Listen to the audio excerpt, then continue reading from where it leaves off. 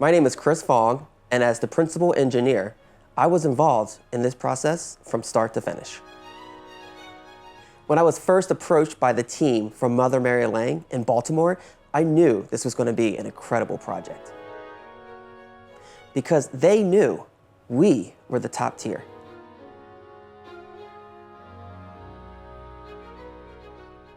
They looked at us as someone who could really bring their visual idea to life. The best thing we did in this process was to have Gavin, our designer, spend about 90% of his time devoted to this project. You have to be fully engaged all the time, and that's what we're committed to doing.